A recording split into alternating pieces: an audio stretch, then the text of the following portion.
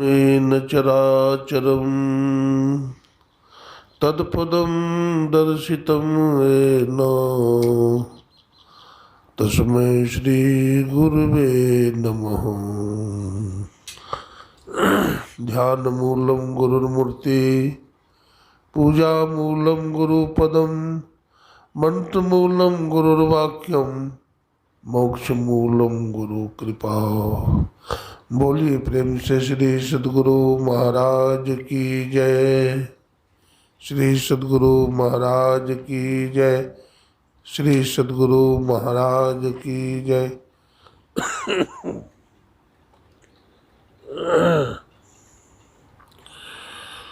सृष्टि के कण कण में विराजमान परमाराध्य ब्रह्मलीन गुरुदेव के त्रैलोक पावन पाद पद्मों में कोटि कोटि नमन। आदरणीय साधु समाज, सत्संग प्रेमी सज्जनों, माताओं बहनों, सबको नमन, सबको प्रणाम।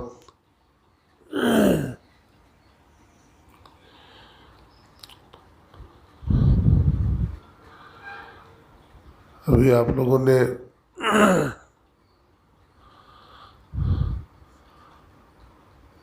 रामचरितमानस के माध्यम से धनुष यज्ञ के संबंध में सुन रहे थे।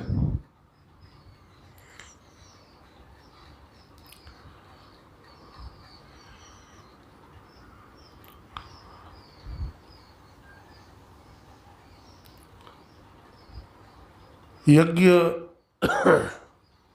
दो तरह का होता है। एक यज्ञ के लिए तो हम लोग अन्न आदि से, अन्न, जौ, तिल और लकड़ी के माध्यम से यज्ञ करते हैं। और दूसरा यज्ञ में अन्न की जरूरत नहीं पड़ती है, इसमें आहुति देने की जरूरत नहीं पड़ती है।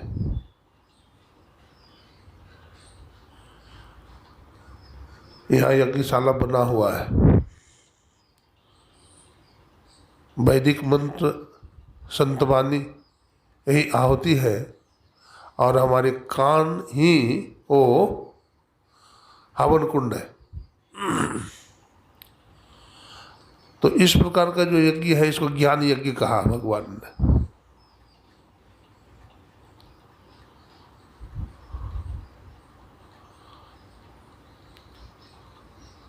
भगवान ने कहा यज्ञानाम सत्संग यज्ञों में। हे अर्जुन, यज्ञों में सत्संग यज्ञ में हूं, इसलिए सत्संग यज्ञ सबको करना चाहिए। इसमें खर्च कम है और लाभ बहुत है। इसलिए कबीर साहब ने कहा, इस सत्संग में लाभ बहुत है और तुरंत मिलावे गुरु से। मूर्ख जन कोई सार न जाने, सत्संग में अमृत बरसे। मैं तो आ न पड़ी चोरन के नगर, सत्संग बिना जिया तरसे। कबीर साहब कहते मैं चोर की नगरी में आ गया हूं। तो चोर का नगरी क्या है? ये मानव का शरीर जो है, यही चोर की नगरी।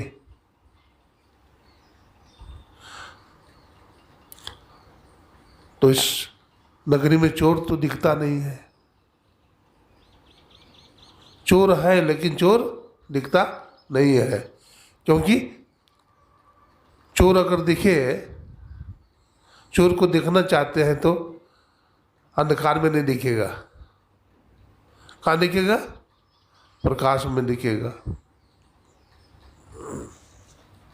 राधा स्वामी जी कहते हैं, इस नगरी में तिमिर बस समाना, अभूल भरम हर बार। छोड़ चलो अंतर उजियारी, छोड़ चलो नवद्वार। खोज करो अंतर उजियारी, छोड़ चलो नवद्वार। तो अंदर में जो उजियारी है, प्रकाश है, उसकी खोज कीजिए, तब चोर रहेगा नहीं, चोर भाग जाएगा। चोर है चांदनी रात न भावा, कहा गया है। चांदनी रात चोर को नहीं भाता है, अच्छा नहीं लगता है। उसको तो चोरी करने के लिए अंधकार ही चाहिए।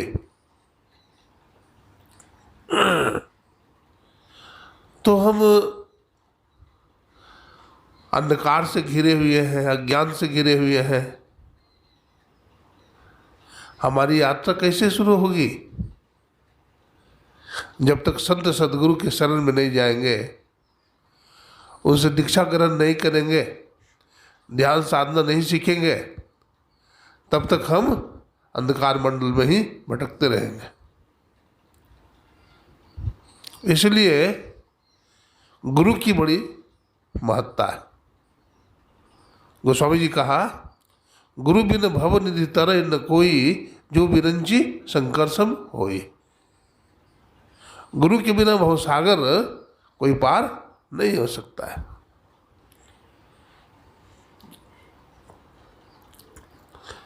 गुरु से दीक्षा ले लेते हैं, भजन नहीं कर पाते हैं। बहुत तरह का कारण होता है।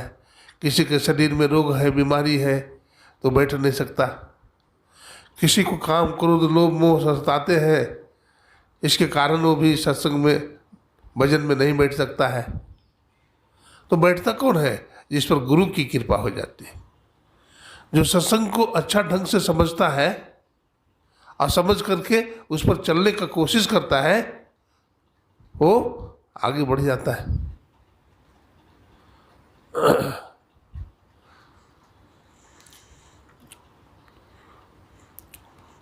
देखिए, तुलसी साहब कहते हैं, राम नाम फीका लगे और मीठा लागे दाम। कह तुलसी दोनों गए, माया मिली न राम। राम नाम फीका लगता है और रुपया पैसा अच्छा लगता है, मीठा लगता है। तुलसी साहब कहते दोनों चले गए, न माया मिलेगी और न तो राम मिलेंगे। इसलिए एक जगह सत्संग में मन को लगाना चाहिए। संसार में मन को लगाने से मिलेगा क्या भाई? संसार में अगर किसी ने मन लगा दिया तो क्या मिलेगा? धन मिल जाएगा, संतान मिल जाएगा, ऊंचा मकान बना लेगा, दुनिया में यश प्रतिष्ठा कीर्ति फैल जाएगी, यही तो होगा। लेकिन ये सब नाशवान है। लेकिन अगर कोई सत्संग कर लेता है, गुरु से दीक्षा लेकर ध्यान कर लेता है, तो उसको सब कुछ मिल जाता है। सकल पदार्थ है जगमाही और कर्महीन नर पावत नहीं। सब कुछ है इस शरीर में, इस संसार में सब कुछ है। जरूरत है हमें क्या लेना है। सोना के दुकान पर भीड़ नहीं होती है, सब्जी की दुकान में बड़ी भीड़ होती है। साचे का कोई ग्राहक नहीं, झूठे जगत पति जय जी। और कहत कबीर सुनो भाई साधो, अंधों को का कीजिए जी।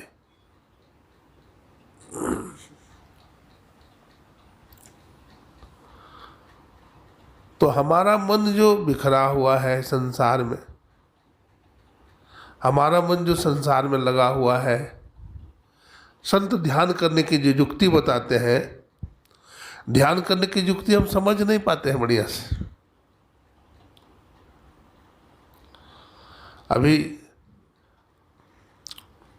परमाराध्य गुरुदेव की वाणी में आया कि कैसे ध्यान करना चाहिए, तो दृष्टि का वर्णन आया। 3 प्रकार की दृष्टि बताए।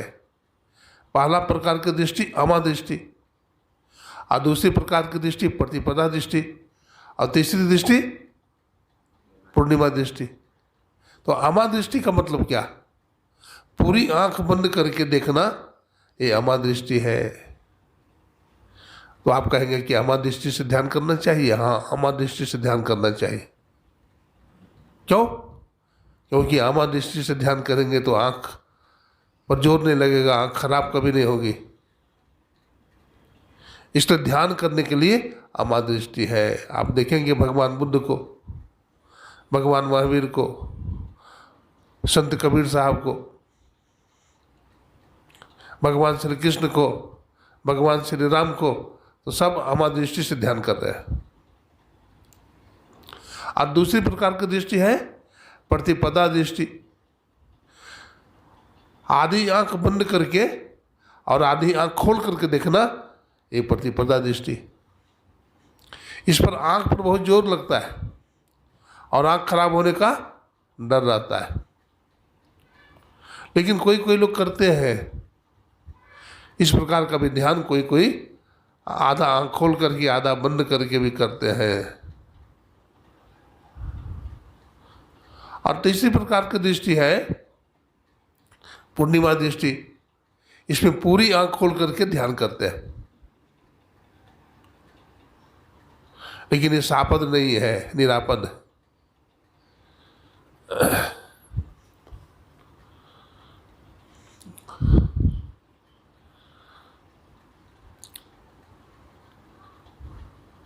जितने भी महापुरुष हुए हैं सबने ध्यान किया। क्यों? उनको संसार की असारता का पता चला। संसार की जब तक असारता का पता नहीं चलेगा तो हम ध्यान में लग ही नहीं सकते। इसलिए खूब विचार करना चाहिए। आज तक संसार में हम लगे हुए हैं तो क्या मिला? कुछ नहीं मिला। वही मिला जो शरीर के नष्ट होते ही सब कुछ सब खत्म हो जाएगा। लेकिन सत्संग ध्यान करने से आपको एक ऐसा नित्य वस्तु मिलेगा, नित्य पदार्थ मिलेगा जो शरीर नष्ट हो जाने के बाद भी आपके साथ चला जाएगा। वो सत्संग है, वो साधन भजन है। तो इसी का सहारा साधक को लेना चाहिए। आप देखते हैं पानी में कोई आदमी डूबता है, ठीक है, तो पानी में कोई आदमी डूबता है तो पानी का सहारा लेकर के पार उतरता है। आप देखते होंगे पानी को ठेलता है पीछे, पैर से भी धक्का मारता है, हाथ से भी धक्का मारता है और आगे बढ़ते चला जाता है। तो ठीक उसी प्रकार से हम संसार में है, माया में है, तो माया का सहारा लेकर के आगे बढ़ेंगे, माया रूपी जल का सहारा लेके आगे बढ़ेंगे। इसलिए संसार को धक्का मारिए, संसार को क्या करिए, लात मारिए, धक्का मारिए और मुक्का भी मारिए। धक्का मुक्का मारिए संसार को, आप आगे बढ़ते चले जाइए।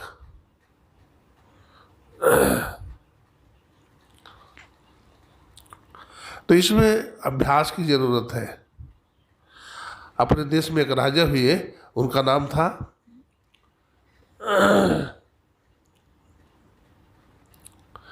बड़े धर्मात्मा राजा हुए विक्रमादित्य जी महाराज। तो विक्रमादित्य जी महाराज बड़े धर्मात्मा राजा हुए। शाम के समय में 1 घंटा के लिए जंगल में घूमने जाते थे। जब जंगल में घूमने गए तो क्या देखा, एक गाछ पर बहुत सारे बंदर उछल रहा है, कूद रहा है। छोटे छोटे बच्चे बंदर को छेड़ रहा है। बंदर भागता है, बच्चा पकड़ना चाहता है, बंदर पकड़ में नहीं आता है तो बच्चा सब क्या करता है, गाछ पर चढ़ जाता है। एक बच्चा का पैर फिसल गया, वो बच्चा गिर गया और मर गया। अब वही बंदर फिर एक नागसर्प बन जाता है। 2 भाई आ रहा था, उसको डस लेता है, दोनों मर जाता है। अब वही नागसर्प एक राजकुमारी बन जाती है। और 2 फौजी भाई आ रहा था, जवान था, तो वो कहती है देखो तुम हमसे विवाह करो।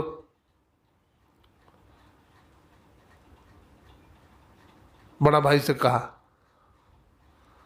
तो बड़ा भाई ने कहा कि अभी हम विचार करेंगे। तो छोटा भाई से कहते तुम कर लो।